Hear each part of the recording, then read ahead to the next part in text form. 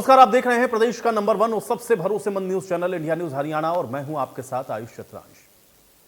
बारिश का मौसम ऊपर से बदहाल सड़कों ने आम जनता की परेशानियों को दोगुना कर दिया है। बड़े शहरों से लेकर के गांवों को जोड़ने तक वाले रास्ते खस्ताहाल हैं। 3 तस्वीरें सबसे पहले आपको हम दिखाते हैं। इसमें तस्वीरों में आप देखिए, पहली सड़क फरीदाबाद की है। ग्रेटर फरीदाबाद में रह रहे लोगों की टूटी हुई सड़कों की वजह से यह आवाजाही बेहद मुसीबत भरी है। ग्रेटर फरीदाबाद की तकरीबन सभी सड़कें गड्ढों में तब्दील हो चुकी हैं। लोगों का कहना यह है कि रात के अंधेरे में सड़कों के गड्ढे कई बार दिखाई नहीं देते और इस वजह से बड़ी दुर्घटनाएं भी यहां पर हुई हैं। लोगों का आरोप तो यह भी है कि कई बार अधिकारियों से मिलने के बाद उनको केवल आश्वासन के सिवा और कुछ नहीं मिलता है। दूसरी तस्वीर हम आपको नीलोखेड़ी की दिखा रहे हैं, जहां पे ढांड रोड से एबली को जाने वाली सड़क जगह जगह से टूटी है। सड़क के बीचों बीच बने गहरे गड्ढे वाहन चालकों के लिए मुसीबत का सबब बने हैं। और तीसरी तस्वीर भवानी खेड़ा के मुंडाल गांव में फ्लाईओवर के नीचे हिसार की ओर जाने वाले नेशनल हाईवे संख्या 9 की है, जहां पे करीबन 2 से 3 फीट गहरे गड्ढे हैं, जिनसे राहगीर परेशान हैं और गड्ढों में जल भराव से यह परेशानी और ज्यादा बढ़ती है। तो जगह जगह खस्ताहाल इस तरह की सड़कें, और मानसून के आते ही आप देखिए ये मुसीबत इसलिए भी और ज्यादा बढ़ती है क्योंकि जरा सी बारिश और इन गड्ढों में पानी भर जाता है या फिर टूटी हुई सड़कों में कीचड़ होता है। लोगों को आने जाने में दिक्कतों का सामना करना पड़ता है और गड्ढे तो कहीं कहीं इतने ज्यादा गहरे हैं कि हादसों का भी सबब बनते हैं। लेकिन सवाल यह है कि सड़कों को हर बार सही करने या मरम्मत करने के नाम पे लाखों करोड़ों रुपए का फंड खर्च होता है, लेकिन उसके बाद भी जो तस्वीर है वो क्यों नहीं बदलती है। 3 तस्वीरें हम आपको इस समय दिखा रहे हैं। सर, पिछले 8 साल से हम लोग यहाँ पे रह रहे हैं, लेकिन ये जो ग्रेटर फरीदाबाद है, यहाँ पे जैसे हम लोग कहेंगे ग्रेटर जैसा कोई चीज़ नहीं है। आप रोड की हालत देखिए, रोड पे गाड़ी चलाना बड़ा मुश्किल है। कई बार एक्सीडेंट हो चुके हैं, कई बार चोटिल हो चुके हैं, डेथ भी हुई है कुछ बंदों की। तो आप देखिए रोड की हालत में आपके माध्यम से कहना चाहूँगा सरकार तक ये आवाज़ पहुँचे हमारी कि लोकल प्रशासन ये रोड हो गया, आपका स्ट्रीट लाइट हो गया, एसटीपी कनेक्शन हो गया, रोड के साइड में काफ़ी सारे गड्ढे हैं, रात को लाइट तो जलती ही नहीं है। तो ये जो बेसिक समस्याएं हैं इन पे कुछ काम नहीं हो रहा। तो सरकार जो है लोकल प्रशासन को प्रेशराइज करे जिससे कि ये सारी समस्याएं हल हो पाएँ। बहुत ज़्यादा परेशानी है। देखिए पार्क फ्लोर 2 जो सेक्टर 76 में है हमारा ये जो कॉम्प्लेक्स है, यहाँ से हम जैसे गेट से बाहर निकलते हैं, हमारी जो सर्विस रोड है मेन रोड पे जाने से पहले वो ही सारी की सारी टूटी हुई है। उसमें इतने गड्ढे हैं, बरसात में पता नहीं चलता कि कहाँ पे पानी में कहाँ पे कितना बड़ा गड्ढा है। और विडंबना ये है कि उसके आगे जो मेन रोड है जो डीपीएस स्कूल तक जाती है, सेक्टर 81 तक जाती है, उस स्कूल तक, उस चौक तक पूरी सड़क दोनों साइड से टूटी हुई है।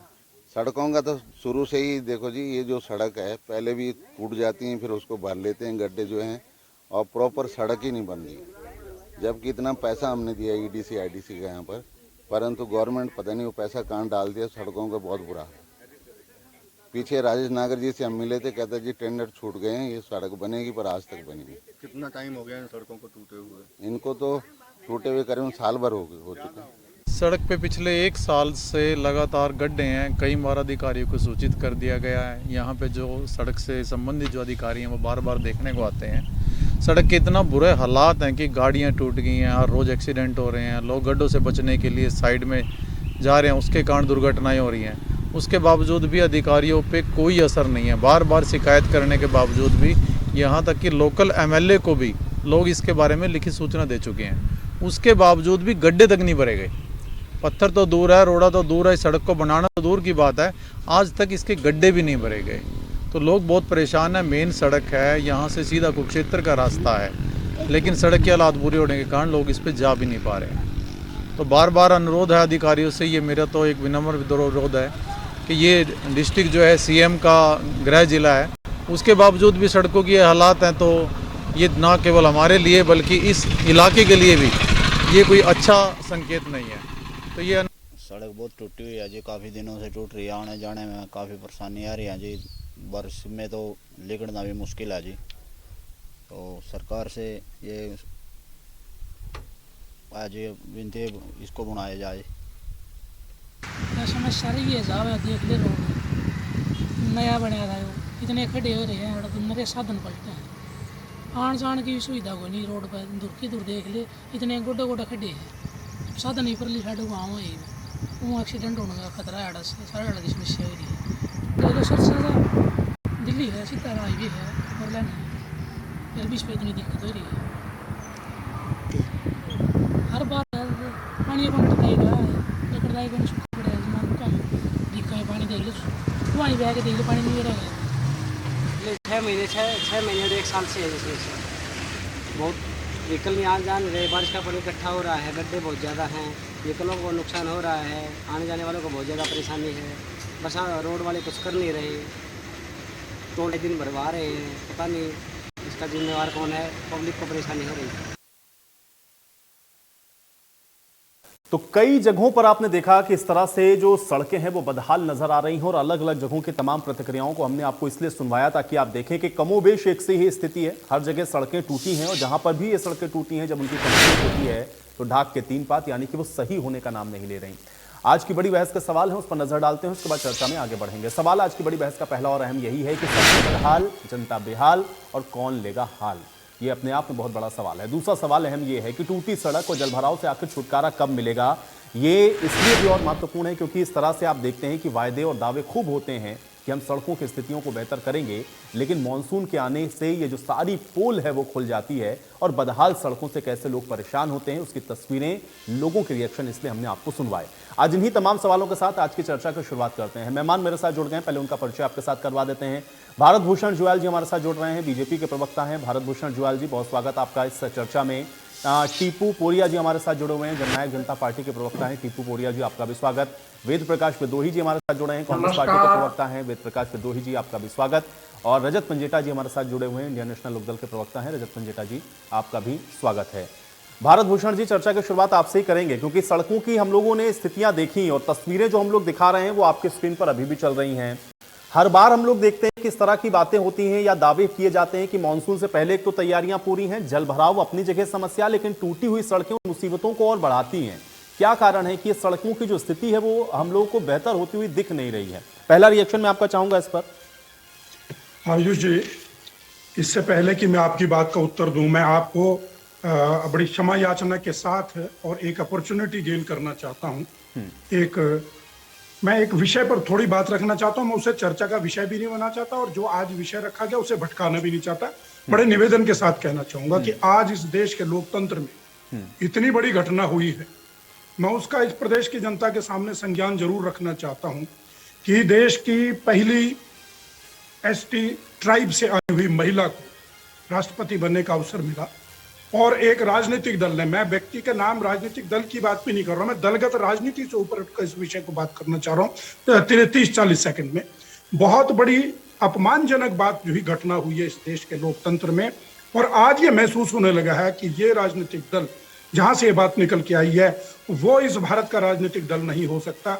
विदेशी के द्वारा स्थापित किए गए राजनीतिक दल के द्वारा आज महामहिम राष्ट्रपति के लिए अपमानजनक शब्द कहना संविधान के अनुच्छेद 51 के धारा के अंतर्गत एक ऐसा आपराधिक काम है जो राष्ट्र के प्रतीकों के लिए, राष्ट्रध्वज के लिए, राष्ट्रगान के लिए, राष्ट्र के संस्थानों के प्रति भाव बताता है कि हमें सद्भाव से और बड़े आदर के साथ जुयाल जी, अब आज के विषय पर आते हैं। आप इतनी बात कहना चाहूंगा, आपने अपनी बात रख ली। अब आज के विषय पर, ये सड़कें अब मैं आपके विषय पे आता हूं। देखिए, हर बार जो है हमेशा से ही जब बरसात के दिन आते हैं, रेनी सीजन आता है, तो स्वाभाविक बात है कि जल भराव होता है। जल भराव एक तो होता है अपना नगर निगम के क्षेत्र में, नगर पालिकाओं के क्षेत्र में, शहरी क्षेत्र में, और एक जल भराव होता है ग्रामीण क्षेत्र में। और दोनों जगह जो है वो लगभग हर बार ही सड़कों की बदहाली होती है, सड़कें टूटती हैं। सड़क टूटने के कारण जो है जनता को परेशानी होती है, इसमें कोई दो राय नहीं है। स्थिति देखने में भयावह दिखती है। लेकिन जहां तक शहरी क्षेत्र में जल भराव की बात है, मैंने अगर आज इस विषय पर जो है लगभग 7-8 प्रमुख शहरों में उनके नगर निगम के अधिकारियों के साथ, चेयरपर्सन के साथ और जो जनप्रतिनिधि उनसे भी बात की है। व्यापक व्यवस्था प्रबंध जो है सरकार ने किए हैं, चाहे वाटर को ड्रेन आउट करने के लिए पहले से ही एडवांस में सीवरेज के सिस्टम की सफाई का काम हो, जो ड्रेनेज सिस्टम नया बिछाया जा रहा है उसके लिए सफाई का काम हो, और चाहे उसके बाद पंप सेट लगाने का काम हो, चाहे पंप सेट के इवन जो है जेटिंग मशीन के की सप्लाई करके उसके माध्यम से प्रेशर के द्वारा उस सीवरेज के होल को या उस ड्रेनेज सिस्टम को साफ करने का काम हो, व्यापक व्यवस्थाएं की गई है। शहरी क्षेत्र में तो मैं मानता हूं कि भाई अब वो हाल नहीं रहा जितना पिछले साल था। पिछले साल भी हमने इस विषयों पर चर्चा की है। इस बार जो है पहले साल के मुकाबले जहां 3-4 घंटे पानी निकलने में लगते थे, इस बार 1.5 और 2 घंटे में वो पानी निकासी हो रही है। उदाहरण के तौर पे देखिए, रोहतक की बात 188 सेंटीमीटर 188 mm बारिश हुई पिछले हफ्ते में, एक दिन में। तो उस दिन जो है 5-6 घंटे तक वो पानी निकल नहीं पाया, उसके बाद उसको ड्रेन आउट करना पड़ा। लेकिन आज जैसे लगभग 70 mm बारिश हुई है, तो मुश्किल से वाटर लॉगिंग हुई और वो 1.5-2 घंटे में वो पानी आज निकल गया। ठीक है, तो मैं ये कह रहे हैं कि पहले से अगर हम वाटर तुलना लॉगिंग करें तो ये स्थिति आप कहते हैं कि आपको बेहतर नजर आ, लेकिन उसके बाद भी ये तस्वीरें दिख रही हैं। सीवरेज सिस्टम में जो है ठीक है ज्वाल जी, देखिए ये बेहतरी की गुंजाइश हमेशा होती है, लेकिन आप लोग कहते हैं ना, एक तो आप लोग स्मार्ट सिटी की बात करते हैं कि हम स्मार्ट सिटी बनाने वाले हैं, शहरों के अंदर जलभराव तो अभी भी हो रहा है, सड़कें हमको टूटी अभी भी वहां पर दिख रही हैं। ये कैसे आप लोग स्मार्ट सिटी बनाएंगे? गांव पर तो मैं बाद में आता हूं, पहले बड़े शहरों का ही आप हाल देख लीजिए। मैं आयुष जी बड़े शहरों की बात कर रहा हूं, मैं हिसार की बात कर रहा हूं, मैं रोहतक की बात कर रहा हूं, मैं यमुनानगर की बात कर रहा हूं, मैं करनाल की बात कर रहा हूं, मैं गुरुग्राम की बात कर रहा हूं। इन शहरों का अगर एक शहर वाइज भी हम इस पे टॉपिक पे चर्चा करेंगे तो मैं आपको विस्तृत जानकारी दे सकता हूं कि जैसे गुरुग्राम का ही है, GMDA के जो मेन लाइन की सफाई है वो मास्टर चेन के द्वारा जो है मास्टर ड्रेन की सफाई बहुत बढ़िया तरीके से की गई और पिछले साल के मुकाबले इस बार गुरुग्राम में जल भराव की स्थिति नहीं। गुरुग्राम के वासी इस बात को मानेंगे। इसी तरीके से चाहे बादशाहपुर से और जो नजफगढ़ का मेन ड्रेन उसकी सफाई हुई है, तो इस बार वो वाटर लॉगिंग का काम गुरुग्राम में नहीं हो जो पिछले साल की स्थिति थी। बड़े शहरों का आप जैसे कह रहे हैं कि हम स्मार्ट सिटी बनाने का काम कर रहे हैं, स्मार्ट सिटी को एक दिन में, एक साल में नहीं बन जाता, उसके पूरा मास्टर प्लान तैयार होकर के उसको जब धरातल पर उतारा जाता है, सारी सुविधाएं और सारे काम तभी 100% सफल होते हैं। ठीक है, जब पूरा सिस्टम काम मैंने भी नहीं कहा कि आप एक दिन में बनाएंगे, अभी लेकिन अंडर आपको एक दिन कंस्ट्रक्शन नहीं, आपको सत्ता में आए हुए अच्छा खासा समय हो गया। और दूसरा ये है कि ये तो बेसिक चीज है, अगर सीवेज का ही प्लान आपका सही नहीं है तो बाकी स्मार्ट सिटी कैसे बनेगा, सवाल ये बड़ा महत्वपूर्ण है। लेकिन विद्रोही जी, एक तो मैं आपसे ये जानना चाह रहा हूं, क्योंकि ये जो तस्वीरें हम लोग देख रहे हैं इसको आप किस तरीके से देखते हैं? क्योंकि भारत भूषण ज्वाल जी कह रहे हैं कि पहले से अगर आप तुलना करेंगे तो हम लोग बेहतर में हैं, लेकिन गुंजाइश है, हम लोग उस पर भी काम कर रहे हैं। विद्रोही जी। आयुष जी, मैं कभी विषय से बाहर बात नहीं करता, पर जब भारतीय जनता पार्टी के प्रवक्ता ने राजनीति करी थी तो मजबूर होकर छोटी सी टिप्पणी मुझे भी करनी पड़ेगी जी।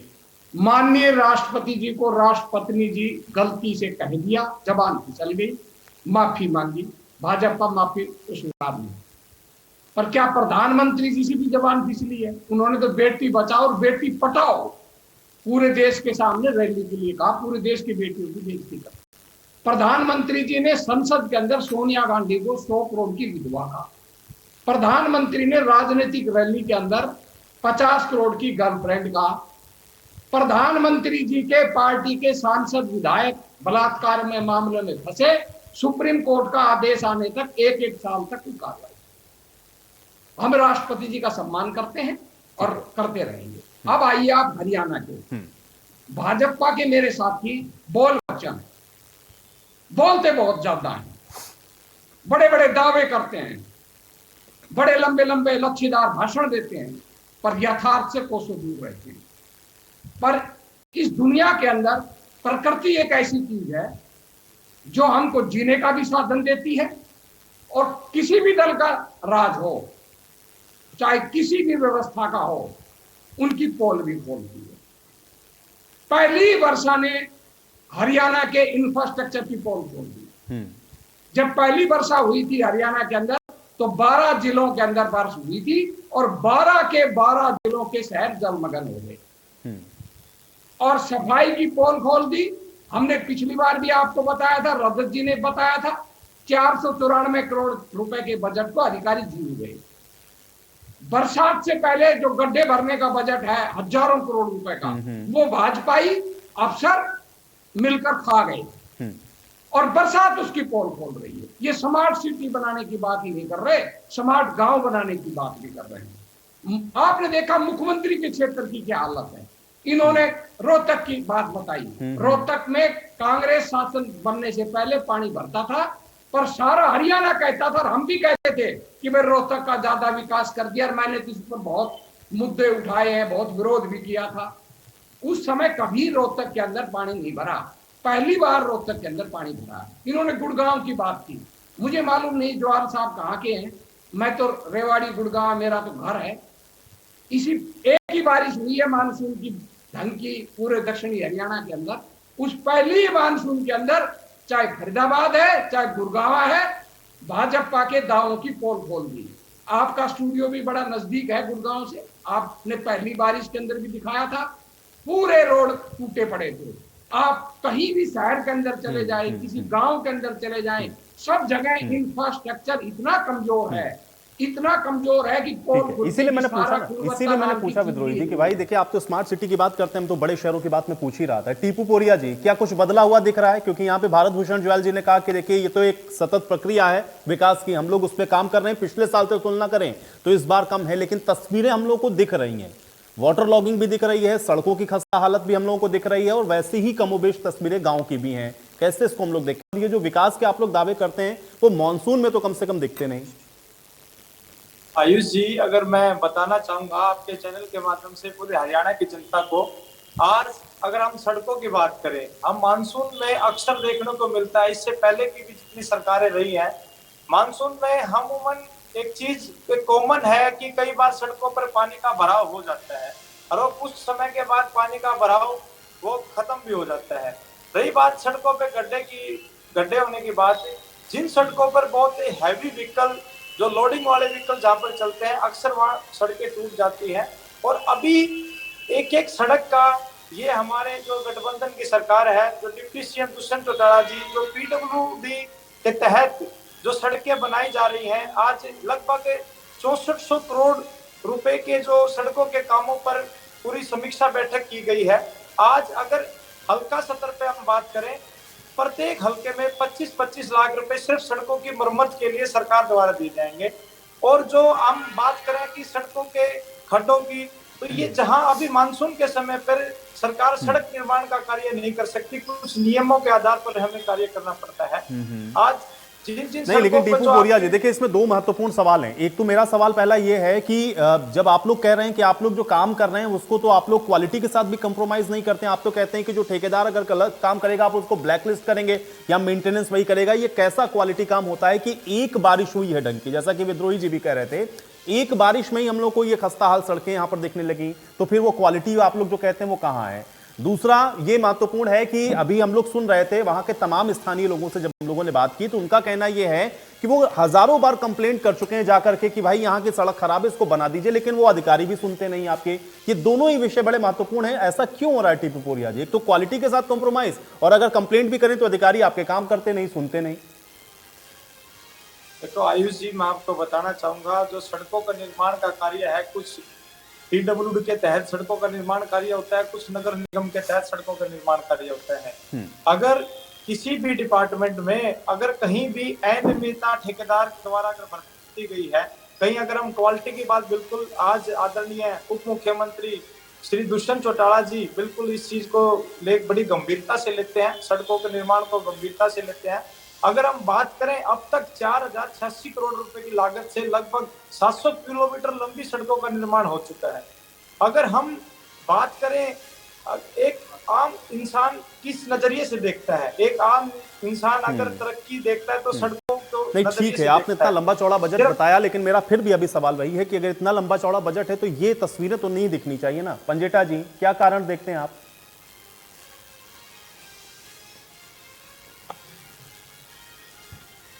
अनम्यूट कराइए रजत जी। पंजेटा जी को अनम्यूट कर लें, शायद म्यूट हैं आप। ऐसा है कि जो फर्क है वो बिल्कुल साफ जो जमीन पर है वो दिखाई देता है। एकदम सब स्टैंडर्ड और घटिया मटेरियल यूज किया जाता है। ये पता नहीं कौन सी हवा में बातें करते हैं।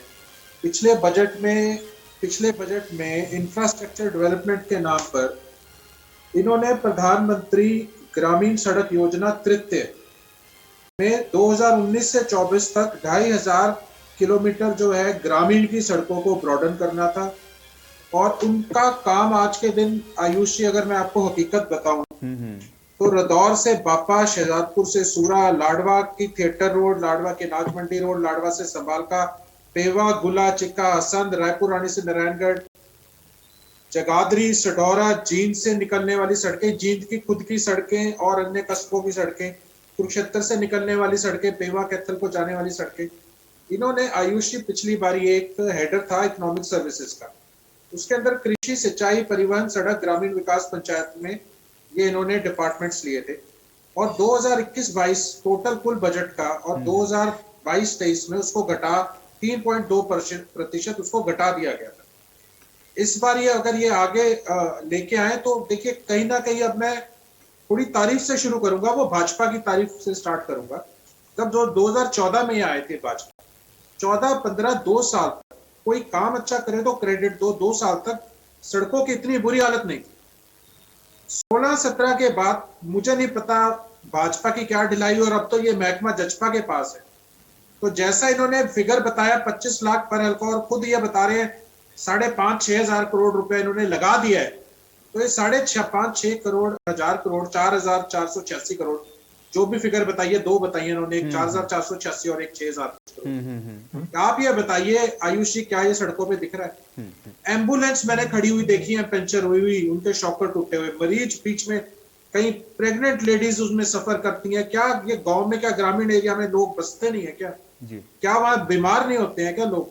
इतना ऊपर से इतने बड़े बड़े 16 टायरीन के ये डंपर टिप्पर चलते हैं, बड़े बड़े ट्रक चलते हैं। अगर आप बात करें कि बरसात हुई और सड़क टूट गई तो धिक्कार है ऐसी सरकार पे। मैं तो कहता हूं विदेशों में जाओ, वहां देखो 5-5 साल तक, 10-10 साल तक कारपेटिंग की जरूरत नहीं पड़ती। आपकी तो नई नई सड़कें बनी बनाई, इतने बड़े बड़े खड्डे आयुष जी, लोगों ने निकलना पता नहीं दूर दूर अपना सफर इस्तेमाल करते हैं।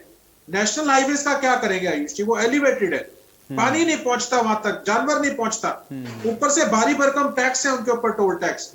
जो आम जनता, आम जनमानस है, वो तो आपके जो लोकल नेटवर्क है, ग्रामीण सड़कें, उन्हीं नेटवर्क से रोज मैया की जिंदगी गुजर बसर करेगा ना।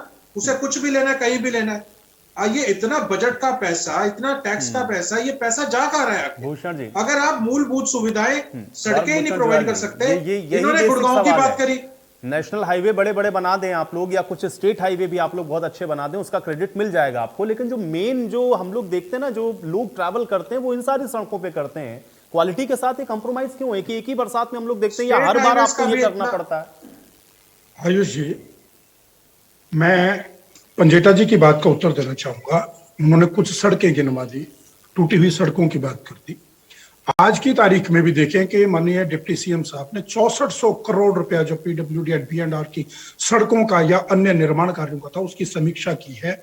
उसमें कई कोई खामियां दिखी हैं तो उस पर एक्शन भी लिया है, और बड़ी तेजी के साथ जैसे रेनी सीजन खत्म होता है। तो मैं सड़कों की बात आपको बताता हूं, जिस भी विधानसभा से जिस भी विधायक ने जो भी सड़कों की मांग रखी है, माननीय मुख्यमंत्री जी ने उन सड़कों की स्वीकृति प्रदान की है। उदाहरण के तौर पे सोहना पंचगाम से मोहम्मदपुर तावड़ू सड़क का मजबूतीकरण का काम हो, रादौर से चमरोड़ी और सिल्ली तक का सड़क का निर्माण हो, इसराना गोहना रोहतक रोड पर पानी निकासी के लिए बड़े ड्रेन का निर्माण करने का काम हो, कैथल मानसा अटेला रोड का निर्माण शुरू हो चुका है, हिसार तोशाम बाड़ा महेंद्रगढ़ रिवाड़ी होकर केएमपी तक का 4 लेन का रोड का कुचकवाल से बहु सड़क के लिए 134 करोड़ रुपए प्रशासनिक स्वीकृति दे दी गई है। रादौर अनाज मंडी से बापा जी के भी बात कर रहे थे, इस सड़क का निर्माण पूरा रोड का नेटवर्क आप बनाएंगे तो दोनों समय इसी में चला जाएगा। मेरा सवाल केवल यह है कि आप इतना बड़ा जो फंड एलोकेट कर रहे हैं या जो फंड आप दे रहे हैं, उसके बाद भी यह हाल क्यों है? उसके बाद मैं ये कह रहा हूं कि देखिए, जो रेनी सीजन में कुछ ना कुछ सड़कों का निर्माण जो है वो अवरुद्ध भी होता है, और कुछ बनी हुई क्वालिटी तो इसका मतलब कहीं कंप्रोमाइज हो रही है। भारत भूषण जी, अगर पहली बरसात के अंदर या 1 साल के अंदर या 1.5 साल के अंदर हमको सड़कों की अगर ऐसी स्थिति देखने को मिले। देखो आयुष जी, ये टेक्निकल पॉइंट है, इसमें थोड़ा सा समय दीजिए बात करने का। अगर आप भी बोलेंगे, मैं भी बोलूंगा, मेरी बात भी नहीं समझ आएगी, आपका प्रश्न छूट जाएगा।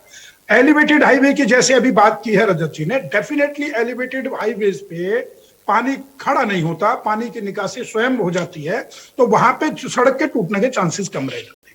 लेकिन जो हमारी ग्रामीण सड़कें हैं या शहरों के बीच की सड़कें हैं, तकरीबन हमने ये भी देखा है कि शहर के बीच में चले तो वाटर लॉगिंग होती है, कारण सीवरेज के सिस्टम का या ड्रेनेज सिस्टम का ब्लॉकेड हो जाना। उसमें चलो हम ये नहीं कह सकते कि नागरिकों की गलती है, लेकिन अवहेलना तो होती ही है नियमों की, और हम उपेक्षा भी करते हैं नियमों की, जिस कारण ड्रेन बंद होते हैं। उसको बार बार समय तरीके से मशीनें लगा करके, जेटिंग मशीन लगा करके हम काम कर रहे हैं और उसका निकासी का काम हो रहा है। आज मैं यमुनानगर से हूँ, पंजेटा जी यमुनानगर में, जिन जिन जगहों पे यमुनानगर में पिछले साल या पुराने सालों में पानी की वाटर लॉगिंग 3-3 फुट होती थी, आज वहां 3 इंच 6 इंच से ज्यादा पानी नहीं दिखता। पानी निकास खराब हो गया। विद्रोही जी कह रहे थे रोहतक में कभी पानी खड़ा होता नहीं था, वहां देखिए आप लोग की सरकार आई और पानी भर गया वहां पर। जिस समय हैवी रेन होती है, जो पीक पॉइंट होता है, उस समय की तस्वीरों में और उससे 4 घंटे 3 घंटे के बाद की तस्वीरों में जमीन आसमान का अंतर होता है। और हमेशा से ही कोई भी सरकारें रही हो, विद्रोही जी के कहने के साथ रोहतक में कैसे कोई भी सरकारें रही हो, रिपेयर का काम रेनी सीजन के बाद भी आप लोगों का जो मैनेजमेंट है वो ऐसे काम कर रहा है। भारत भूषण जी, कुछ न कुछ टूटाव या रोहतक में पानी भर गया, बताइए।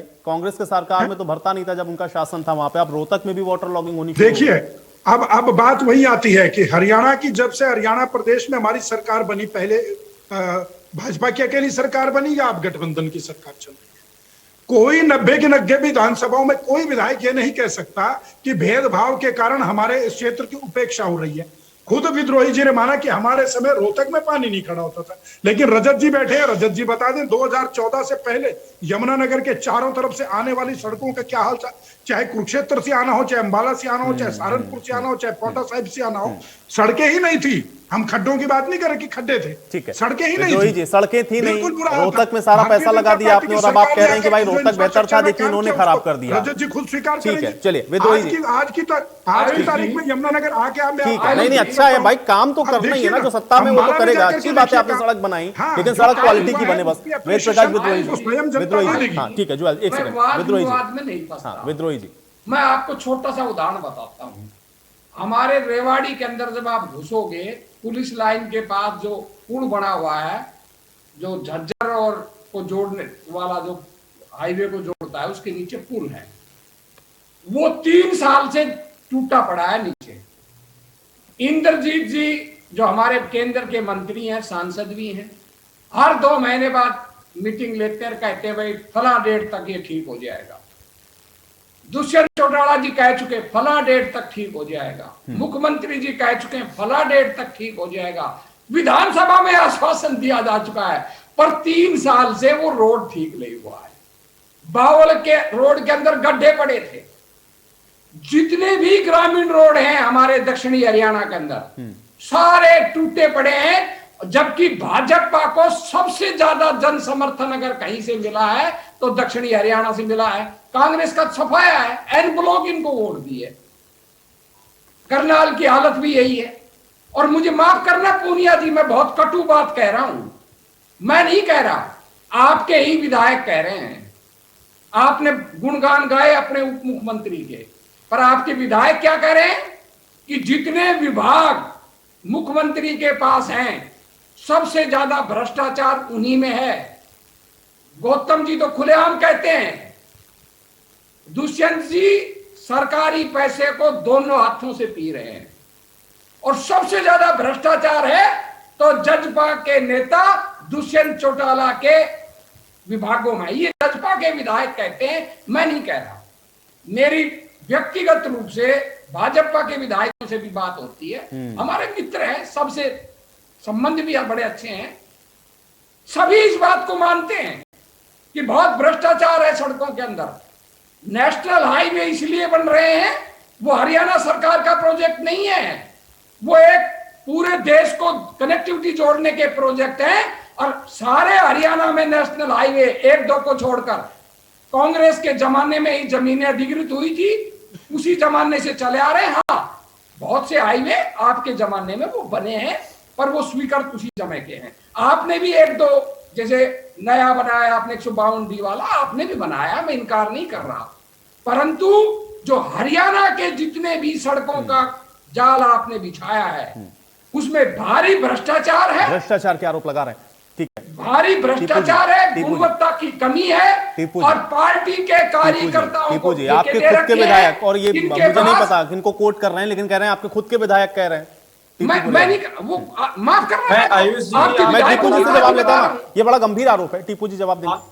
आयुष जी, मैं आपको पहले तो मैं ये बताना चाहूंगा कि जो सड़कों के गड्ढों की मरम्मत के लिए प्रत्येक हलके में 25 करोड़ की जो राशि जो उप मुख्यमंत्री दुष्यंत चौटाला जी द्वारा जो आज एक घोषणा की गई है, ये कोई कम नहीं है। दूसरी बात जो ये आरोप ये लगा रहे हैं, जो कांग्रेस का तो इतना बुरा हाल है कि कांग्रेस के जितने भी अलग अलग नेता हैं, चाहे भूपेंद्र सिंह हुड्डा की बात कर लो, चाहे कुमारी शैलजा जी की बात कर लो, चाहे रणदीप सुरजेवाला जी की बात कर लो, जो ये अलग अलग कांग्रेस है, मतलब ये टोटल 20 फ्यूज बल्ब मिलकर के भी एक उजाला देने वाले बल्ब का मुकाबला नहीं कर सकते।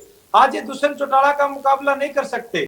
ये सारे कांग्रेसी अगर एक हो जाएं तब भी ये दुष्यंत चौटाला जी का एक विकास की सोच है। दुष्यंत चौटाला जी की लेकिन वो तो कह रहे हैं कि आपके पार्टी के विधायक खुद ही कह रहे हैं ये बात कि देखिए काम सही से हो नहीं रहा और भ्रष्टाचार है, इस वजह से हम लोग को जो ये आप इतने बड़े बड़े आप बता रहे हैं फिगर्स कि इतना पैसा हम लोग दे रहे हैं, उसके बावजूद सड़कों का ये हाल है। आयुष जी, मैं आरोप नहीं लगा रहा। आयुष जी, मैं पूछ रहा हूँ कि जो आपके विधायक आरोप लगा रहे हैं उन पर अगर खराब है, वो सारी जो उनका सड़कों का निर्माण कार्य पाइपलाइन में है, जब भी मानसून सत्र आता है उसमें हम सड़कों का निर्माण कार्य को रोका जाता है, उस समय उनका निर्माण नहीं कर सकते।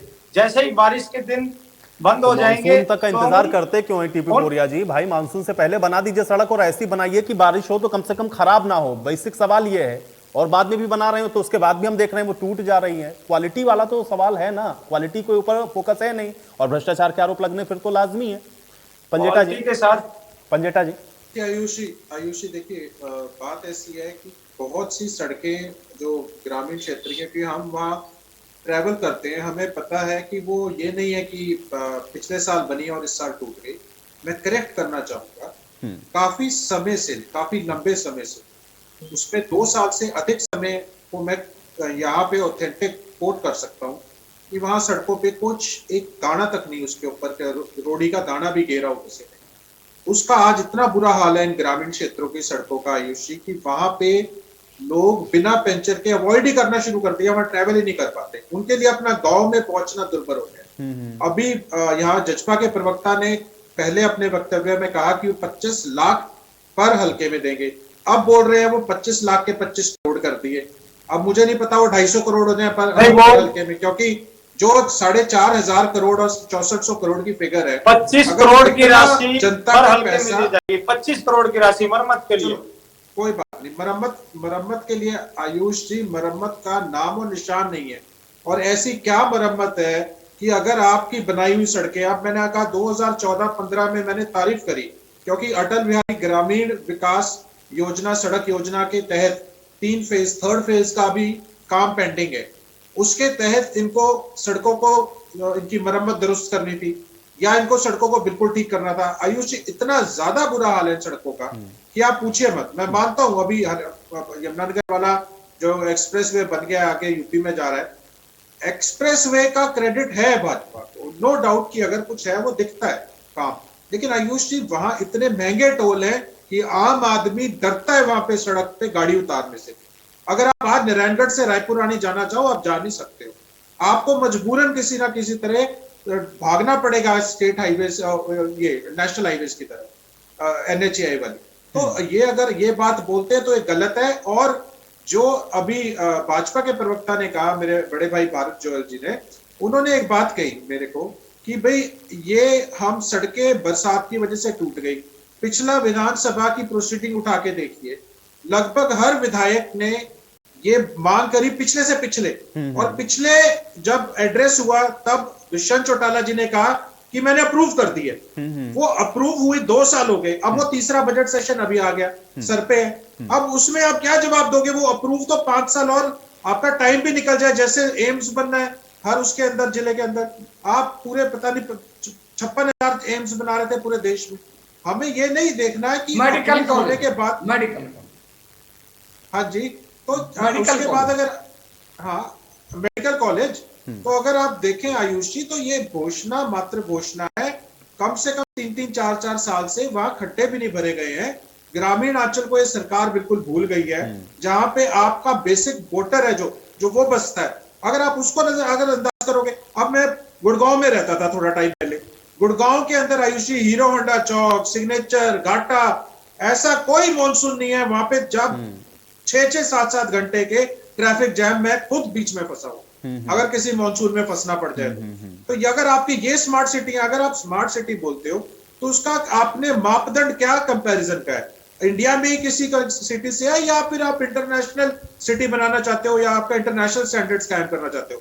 क्योंकि अगर आप इसको इतना मेट्रोपॉलिटन बनाना चाहते हो, हाँ बिल्कुल अंडरपास बने हैं सरकार में, वो क्रेडिट है इनका, लेकिन उस अंडरपास का क्या कि जहां पे 20-20 फीट पानी खड़ा हो जाए, पूरा कवर करने के बाद भी उसको शीट्स के उसमें पानी जाता है, यानी इनके डिजाइन और टेक्नोलॉजी कमी है। आयुष जी, पानी के जल भराव पे मेरा कोई पहला डिबेट नहीं है, ना आपके साथ, ना इंडिया न्यूज हरियाणा के साथ, ना किसी और चैनल के साथ। हर बार हर साल सवाल पूछ रहा हूं कि हर साल और साल दर साल ऐसी ही तस्वीरें होती हैं। भारत भूषण जुवाल जी, जवाब दीजिए एक बार फिर से। देखिए, अभी पंजेटा जी ने जो बात की है कि हाईवेज का क्रेडिट हमको मिलना चाहिए, हाईवेज का क्रेडिट अकेला हम लेने की बात नहीं कर रहे। मैंने पंजेटा जी से कहा कि आज से जब से भाजपा की सरकार आई उससे पहले की तस्वीर से जरा तुलना करके देख लीजिए ना, किसी भी शहर की कर लीजिए, रोहतक को छोड़ दीजिए, झज्जर को छोड़ दीजिए, जहां की कांग्रेस के राज का फोकस होता था कि इन 3-4 शहरों तक ही विकास को सीमित रखना है। पूरे हरियाणा का परिदृश्य क्या होता था? उस परिदृश्य के कारण ही पूरे हरियाणा की जनता ने उखाड़ करके उनको बाहर फेंका कि आप भेदभाव की राजनीति करते हैं, भेदभाव के हिसाब से विकास करते हैं। हरियाणा प्रदेश में जब से भाजपा की सरकार आ रही है और गठबंधन की सरकार चल रही है, बिना किसी भेदभाव के 90 की 90 विधानसभाओं में काम चल रहा है। जो पंजेटा जी कह रहे थे कि पिछले बार जो स्वीकृतियां हुई थी, जो स्वीकृतियां हुई थी उन सड़कों पे उनका काम भी हुआ है, उन प्रोजेक्ट्स पे काम भी हुआ है। हाँ, कुछ प्रोजेक्ट्स रह गए, लेकिन मैंने अभी आपको गिनवाए भी हैं, ये नए प्रोजेक्ट्स भी स्वीकृत हुए, इन पर भी काम चल रहा है। डिप्टी सीएम साहब ने भी और सीएम साहब ने अलग अलग अपनी घोषणाओं में, निजी घोषणाओं में हरियाणा प्रदेश के हर विधानसभा में सड़कों की घोषणा की है। लेकिन क्योंकि इस समय जल भराव होता है, मानसून का समय है, दृश्य ऐसे ही दिखता है, कैमरा जो होता है वो दिखाता है, जल भरा हुआ दिखता है, सड़क टूटी हुई दिखती है, लेकिन वही 2 महीने के बाद, जब 3 महीने के बाद इन पर काम चल जाएगा, सड़कें बिल्कुल चकाचक हो जाएंगी, फिर ये ना विषय रहेगा ना आपको बोलने के लिए रहेगा। लेकिन इस समय हम मानते हैं कि इस समय में हर चाहे कोई सरकार रही हो, तो इसका कुछ तो समाधान निकालिए भारत भूषण जी। अगर आप ये कह रहे हैं कि बार-बार ऐसा होता है, चलिए ठीक है, मैंने ये माना कि आप बाद में मरम्मत करके इसको सही भी कर देंगे, तो कुछ ऐसा काम करिए भारत भूषण जी कि कम से कम आपको हर साल इस तरह की तस्वीरें देखने को ना मिले, ऐसा काम हो जाए कि हमको बार-बार रिपेयरिंग का काम ना करना पड़े। नहीं, आपने ये कहा कि मानसून आने से पहले सड़कों का निर्माण क्यों नहीं हो गया? विकास का काम होना, सड़कों का निर्माण होना, सीवरेज का पड़ना, वाटर सप्लाई का चलना, ये सतत कार्य है, ये सतत चलते रहेंगे। जैसे रेनी सीजन शुरू होता है काम रोकना पड़ता है, और जो अंडर कंस्ट्रक्शन काम चल रहा होता है, अगर वो किसी ठेकेदार की कमी के कारण पूरा नहीं हुआ तो वो और भी क्षतिग्रस्त हो जाता है, ये भी एक सच्चाई है। लेकिन सरकार की मंशा पे जैसे भ्रष्टाचार के आरोप लगा देना, अभी बड़े भाई विद्रोही जी ने कहा कि भारतीय जनता पार्टी के कुछ विधायकों ने इनको कहा कि हाँ जी हाँ, चरम सीमा पर है भ्रष्टाचार। भाई साहब, आप प्रदेश की जनता के सामने, एक जिम्मेदार न्यूज चैनल के सामने जिम्मेदार प्रवक्ता के नाते बैठे, इस प्रकार की बात शोभा नहीं देती। या तो आपको कोर्ट करना चाहिए कि भारतीय जनता पार्टी के फला विधायक ने आपसे यह बात कही, या इस तरीके का इल्जाम लगाना नहीं चाहिए जो साबित करना मुश्किल हो जाए और दूसरे के कपड़े पे छींटे लग जाए। आप अपने तरफ देखिए कि आपके कार्यकाल में क्या होता था। आपके ऊपर भूपेंद्र हुड्डा जी के ऊपर 6 केस सीबीआई ने रजिस्टर कर रखे हैं भ्रष्टाचार के, वो भी मनी इसके जमीनी घोटालों के लिए। आप किससे कहां बात कर रहे हैं? आप खाली लोन देने से कि भ्रष्टाचार में संलिप्त है, उदाहरण दीजिए ना, कौन सा भ्रष्टाचार जवाब दीजिए। हाँ, शिकायत की आपने, कहां पर आपने शिकायत की? कहीं कोई शिकायत ऐसी? अगर जेजेपी के या बीजेपी के विधायक ये बात कह रहे हैं तो उनको कोर्ट कर दीजिए। इसको बताइए कौन सा ऐसा विधायक था या कौन सा ऐसा नेता था जिन्होंने आपको ये बात कही? विद्रोही, उस भ्रष्टाचार की जांच करा लीजिए। क्या नहीं कहते, ठीक है विद्रोही जी, क्या कहते हैं, मुझे कोई मतलब नहीं है। बात निकली थी सड़कों की, मैंने उस संदर्भ में आपस की बातें बताई जाती, मैं किसी का नाम कोट नहीं करना चाहता। तो झूठ बोलने की जरूरत ही कहना चाहिए, मुझे कोई बोलने का फायदा ही नहीं है। जिस बात मुझे आपकी बात पर कोई आप हमारी पार्टी के विधायक के ऊपर ऐसा लांछन नहीं लगा सकते। जितना मेरे को कोसना चाहे कोस ले, मुझे स्ट्रांगली ऑब्जेक्टेड। पर मैं एक बात कहना चाहता हूं, मेरे एंकर महोदय भी चाहे बात बोलो चाहे कोई भी बोले, अगर वो बात आप टीवी पे खुल के बार-बार दावा ठोक रहे हैं। ठीक है, लेकिन विद्रोही जी, लेकिन अगर इतना बड़ा एलिगेशन लगाएंगे तो भाई उसका जवाब तो देना फिर पड़ेगा ना, क्योंकि ये तो बहुत गंभीर था। आपने कहा कि ये आप इनके नेता कह रहे हैं, इनके नेता आपसे कह रहे हैं कि ये लोग भ्रष्टाचार कर रहे हैं, तो भाई वो तो कोर्ट करना पड़ेगा आपको। नहीं तो ये कहिए कि फिर भाई आपने जो बात कही आप उसको वापस ले रहे हैं ना। आई जी, मैं नहीं ले रहा। बात कहां से निकली थी? बात निकली थी सड़कों की। मैंने नहीं, कहा पहले कि आपने जजपा के विधायकों मैंने की ये बात की, कहा फिर था- आपने भाजपा के प्लीज, विधायकों की बात प्लीज, की। प्लीज आप बोलिए ना, स्पष्ट करिए कौन से विधायक ने आपसे कहा। शब्द सुन लीजिए ना सर, फिर आप कह लेना। हम भी जिम्मेवार मैंने कहा प्रवक्ता था हैं, हम अपने पार्टी के भाजपा के विधायक से बात खुलेआम करेंगे, आरोप उस लगा विधायक रहे की हैं शिकायत कि करेंगे सबसे ज्यादा जो गलत भ्रष्टाचार बात आपसे कह गया हमारे होगा। नेता बताइए किसने कहा आपको। फिर मैंने अगली बात कही कि इन बातों की पुष्टि के लिए मैंने और भी विधायकों ने मुझे, लेकिन आपने प्रदेश की जनता के सामने एक बात तो यार शगुफा उसकी को बात छोड़ दिया ना मुद्दा है। कि भाजपा के विधायक ने मैंने आपके कान में मैंने कहा। बात यहाँ इतनी कही थी, अब आप उसका क्या अर्थ लगाते नहीं, आपने जजपा के विधायकों पे लगाया, भाजपा के विधायकों पे भी इल्जाम लगाया। मैंने जो कहा है उस पर मैं अरे आपके अपने पार्टी के विधायक क्या करते हैं? नहीं, लेकिन भ्रष्टाचार के आरोप लगा रहे हैं अगर आप, तो आपको ये बताना तो पड़ेगा ना उसका आधार क्या है। भ्रष्टाचार के आरोप लगा रहे हैं अगर आप, तो आपको बताना पड़ेगा ना उसका आधार क्या है, क्योंकि बिना किसी आधार की इस तरह से बात कहना उसका तो कोई अर्थ नहीं है। मैं बेआधार नहीं कर रहा। राष्ट्रपति के चुनाव के समय पे, राष्ट्रपति के चुनाव के समय में आपने वोट डाल दिया कि आपने अपना वोट रद्द करवा दिया। अवैध खनन में सामने आए, ट्रक ओवरलोडिंग में सामने आए, इल्जाम लगाए जा रहे हैं और आप भारतीय जनता पार्टी के सामने आए विधायकों की तरफ देखिए जो आपके केंद्रीय नेतृत्व के खिलाफ जा रहा है, जो प्रदेश के नेतृत्व के खिलाफ जाकर के वोट कर रहा है, अपने वोट को विद्रोही जी भ्रष्टाचार के आरोप लगाएंगे तो उसका आधार बताना पड़ेगा। मैं बता रहा हूं ना सर, अवैध खनन में सामने आए, क्या अवैध खनन बगैर भ्रष्टाचार हो जाता है? बताइए ना अवैध खनन का उदाहरण दीजिए ना। जो होती थी 120 आप किसके खिलाफ जांच बिठाने का आपने जाती थी, आपने कहीं कोई मुकदमा दर्ज कराया? वर्तमान अध्यक्ष आपने कहीं कोई शिकायत की? रहते हुए आपने किसी अदालत में इस्तीफा डाला? क्या वो भ्रष्टाचार नहीं था? के माध्यम डाटम माइन के अंदर जो 5,000 करोड़ का घोटाला हुआ है, हम वो जांच भ्रष्टाचार नहीं था। हम जांच करवाएंगे। रजिस्ट्रेशन के अंदर खुद इनका जांच हो रही है, पकड़े गए हैं, क्या वो भ्रष्टाचार नहीं था? जो मुख्यमंत्री के खुद के निर्वाचन क्षेत्र के अंदर डीटीपी ने भारी वसूली करनाल में की, क्या वो भ्रष्टाचार नहीं था? जो निर्माण या उसकी क्वालिटी को भ्रष्टाचार नहीं था? उस विभाग को लेकर के जो आपने स्पेसिफिक बात कही उसका आधार भी बताइए। सड़क का सबको दिख रहा है, मुझे पैसा जा कहा रहा है। जब सड़कें टूटी पड़ी है, मैंने बताया, आपने उदाहरण दे दिए, रेवाड़ी का एक छोटा सा उदाहरण दे दिया कि 3 साल से कह रहे हैं ठीक करें, आज तक ठीक नहीं हो रही। क्यों नहीं हो रही?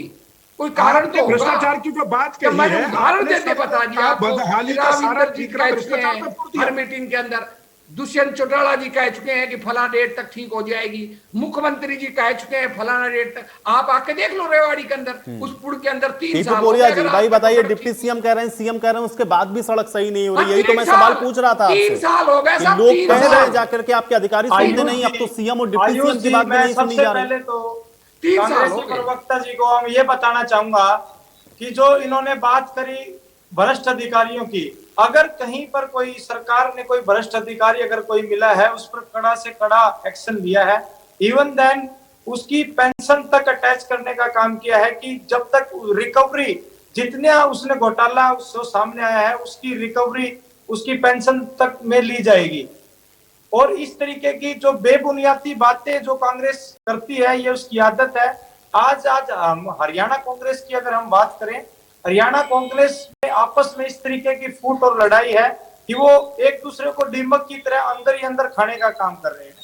आज अगर गठबंधन की सरकार कंस्ट्रक्शन का काम कर रही है, और अगर हम बात करें कांग्रेस की, कांग्रेस डिस्ट्रक्शन का काम कर रही है। बेबुनियाद आरोप लगाना बहुत आसान है, अपने मुख से कोई भी बात कहना, तथ्यों के साथ बात करना बड़ा मुश्किल काम होता है। आज हमारे कांग्रेसी प्रवक्ता के पास किसी प्रकार का कोई तथ्य नहीं, निराधार बात करने का कोई औचित्य नहीं बनता। सरकार बहुत अच्छे से काम कर रही है। जैसे कि इससे पहले जो प्रधानमंत्री सड़क योजना के बारे में जो इनेलो के जो प्रवक्ता है, उन्होंने जो बात रखी थी कि फेज 3, हरियाणा ऐसा पहला राज्य देश के अंदर बना जिसने फेज 1 फेज 2 का पूरा काम कंप्लीट किया, और फेज 3 के जो दूसरी स्टेज है उसमें भी उन्होंने कंप्लीट काम करने का काम किया है। अगर इस तरीके की बेबुनियादी बातें हरियाणा की जनता को अगर गलत तरीके से प्रोजेक्ट की जाएगी तो उसको मैं बिल्कुल उचित नहीं मानता। गठबंधन की सरकार प्रदेश हित में बखूबी तरीके से काम कर रही है। आज आदरणीय दुष्यंत चौटाला जी, डिप्टी सीएम हरियाणा सरकार, बहुत बखूबी तरीके से जो हरियाणा के उत्थान के लिए, विकास के लिए काम कर रहे हैं। ठीक है, पंजेटा जी। अगर मैंने स्टेट हाईवे नेशनल हाईवेज का जो क्रेडिट दिया था, तो वो मुझे लगा था कि जवाब ये आएगा भाजपा के प्रवक्ता से कि वो कहेंगे कि हम स्टेट हाईवेज को और ग्रामीण क्षेत्र में जो सड़कें हैं उनको भी ऐसे ही बना देंगे या कुछ एक आश्वासन देंगे। आयुष जी, 6,500 करोड़ छोड़िए, 650 करोड़ तक कहीं लगे दिख नहीं रहे, पहली बात। तो दूसरी बात, रेवाड़ी से सालासर अगर किसी को जाना है गुड़गांव, तो सालासर जाने के लिए रेवाड़ी आएगा ही आएगा। जो वो वाली रोड है रेवाड़ी से सालासर जाती है, उस सड़क का भी बहुत बुरा हाल है। तीसरा, अब मैं आऊंगा, अभी बात हो रही थी कि करप्शन के आरोप किसने लगाया, तो करप्शन के आरोप जजपा के विधायक है राम कुमार गौतम जी, जिन्होंने खोपर की संज्ञा दी थी। और बहुत से ऐसे घोटाले हुए हैं आयुषी हरियाणा के अंदर। जो सबसे बड़ा शराब का रजिस्ट्री का घोटाला है, जिसके अंदर सरेआम गोदाम के गोदाम करोड़ों हजारों करोड़ बोतलें जहां गायब हुई। उसके बाद अगर देखें तो अवैध खनन की अगर बात है, तो ये मेरा व्यक्तिगत आरोप नहीं है, ये सीएजी की रिपोर्ट है कि 5,500 करोड़ सालाना हरियाणा सरकार को चपत लग रही है। वो कहाँ जा रहा है 5,000 करोड़? तो ये ऐसा नहीं है कि हरियाणा के अंदर खनन नहीं है, खनन माफिया नहीं है और हरियाणा में कहीं भ्रष्टाचार नहीं है और भ्रष्टाचार मुक्त हो चुका है। तो आयुषी, अगर 6,500 करोड़ का दावा और 650 करोड़ भी कहीं लगे दिख नहीं रहे और सड़कों का इतना बुरा हाल है पिछले 2-3 साल से, तो आप ये लगा लीजिए कि ऐसा तो है नहीं कि हम टीवी पे कुछ भी घोषणा दे दें, भाषण कर दें और कल को हमें सड़क से गुजरना नहीं पड़ेगा। सड़क पे तो लोगों को जाना ही पड़ेगा ना आयुष जी। तो उनको तो खड्डे जो महसूस जो उनको स्वयं दिक्कत आ रही है, वो तो स्वयं फेस कर रहे हैं। हम चैनल पे यहाँ कुछ भी बोल दें, किसी की भी जो मर्जी तारीफ कर दें, ये कुछ भी बोल दें, लेकिन असलियत आज के दिन धरातल पे आयुष जी कुछ इससे अलग नहीं, बिल्कुल विपरीत है। 650 करोड़ भी कहीं लगे नहीं दिख रहे। भूल जाइए 6,500 तो छोड़िए 650 करोड़ भी नहीं दिख रहा। आयुष जी, बहुत बहुत धन्यवाद रजत जी का, जिन्होंने इस प्रश्न को यहां ला करके खड़ा कर दिया कि 6,500 करोड़ रुपए कैसे खर्च हुआ। मैं दूर नहीं जाऊंगा रजत जी, आप और मैं एक ही शहर से, मैं आपको वहां लेकर के चलता हूं सढौरा विधानसभा में। वहां हमारे विधायक नहीं है, मैं आपको वहां के काम गिनवाता हूं और आप रकम गिनिए कितनी हो गई। 2014 से लेकर 2022 तक के काम गिनवाता हूं। 3 ब्लॉकों में जो हमारे खंड हैं, उन तीनों में नए रेस्ट हाउसेज बने, कॉलेजेस 3 नए बने हैं। सढौरा में पॉलिटेक्निक कॉलेज है, गवर्नमेंट कॉलेज बिलासपुर में, सरस्वती नगर में गवर्नमेंट कॉलेज बना है। देखिए आप बीच में मैं बताइए, मैं सुनिए, मैं आपको कह रहा हूं, मैंने 6400 करोड़ रुपए क्या कहा था? पीडब्ल्यूडी एंड BNR के निर्माण कार्यों में 6400 करोड़ रुपए की बात की थी।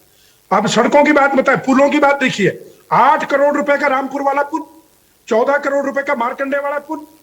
बिलासपुर जाकर के देखिए, नया सेक्रेटेरिएट बना है, नया जो बिलासपुर में कोर्ट कॉम्प्लेक्स बना है, अपने आप में बयान करता है विकास की कहानी को। हम उसके बाद देखिए 70 करोड़ का रोड की रिपेयरिंग के लिए इस विधानसभा के लिए, अकेली विधानसभा के लिए 70 करोड़ रुपए का बजट अभी सैंक्शन किया है कि जैसे रेनी सीजन खत्म होता है 70 करोड़ रुपए। आपकी बात का उत्तर वही है कि जैसे रेनी सीजन खत्म होगा इन सड़कों को आप देखेंगे चमकता हुआ। करप्शन के आरोप बराबर हैं कि करप्शन हो रहा है, इस वजह से सड़कों के ऊपर काम दिख नहीं रहा है। भले ही आप कितना भी पैसा खर्च कर रहे हो, उसमें करप्शन हो जा रहा है। बात वही है आयुष जी, जैसे अभी मेरे भाई टीपू जी ने भी कहा, इल्जाम लगाना बहुत आसान बात है, तथ्यों के साथ इल्जाम लगाइए ना। आप कोई इल्जाम लगाकर किसी नेता का, किसी हमारे पार्टी के कार्यकर्ता का बाय नेम उसके खिलाफ कंप्लेंट करके देखिए, हम दावा करते हैं, हम आपको विश्वास दिलाते हैं, हम आपके इस बात को, विश्वास को पे खरा उतरेंगे, उसके खिलाफ इंक्वायरी कराएंगे, हम करवाएंगे ना। आप खाली ये कह देना कि भाई भ्रष्टाचार के भेंट चढ़ गया सारा बजट, सड़कें इसलिए टूट रही हैं। हर रेनी सीजन में, चाहे आप भी कुछ समय के लिए सरकार में रहे, कांग्रेस तो हमेशा से सरकार में रही है, लगभग सड़कें टूटी हैं, बढ़िया सड़कें थी और हमेशा से रेनी सीजन के बाद आपके द्वार पे जाना पड़ता था, नेशनल प्रोजेक्ट, आपके द्वार में विकास कार्य सतत चलने वाले काम है। लेकिन ये भी बात सही है कि अगर किसी भी क्षेत्र में अनियमितता पाई गई है, भ्रष्टाचार में संलिप्त कोई अधिकारी पाए गए हैं, उनके ऊपर सख्त से सख्त कार्रवाई हुई है। कांग्रेस के कार्यकाल नहीं है कि कांग्रेस के कार्यकाल के बाद जब चीजें सामने आई है तब जाकर के पता लगता है। हमारे कार्यकाल में तो हमारा विजिलेंस, हमारी जो थर्ड आई है, वो खुद देखती है और खुद अधिकारियों को। चलिए ठीक है, आपका विजिलेंस भी काम करे और आप लोग सही तरीके से करें, कम से कम क्वालिटी के साथ कंप्रोमाइज ना करें। इसी के साथ मुझे चर्चा अब यहीं समाप्त करनी पड़ेगी। शुक्रिया आप लोगों का अपना समय निकालने के लिए, आज इस चर्चा का हिस्सा बनने के लिए। हालांकि मानसून के बाद आप देखते हैं कि इस तरह की जो सड़कें हैं उनके हाल इसी तरह के दिखते हैं, लेकिन सरकार जो दावा कर रही है, देखना यह है कि ये स्थिति और ये तस्वीर आखिर बदलती कब है। आज बड़ी बहस में मेरे साथ फिलहाल इतना है।